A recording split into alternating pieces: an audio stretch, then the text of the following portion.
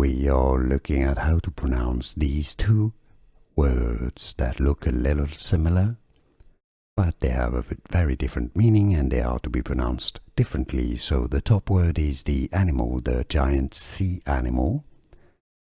It's called a whale. Your top word here, W-H-A-L-E, a whale. Now, the bottom word means when you do something while doing something else, for example, or somebody's cooking while you're washing the car. While, that's your bottom word here. Whale is your top word. A whale, while, whale, while.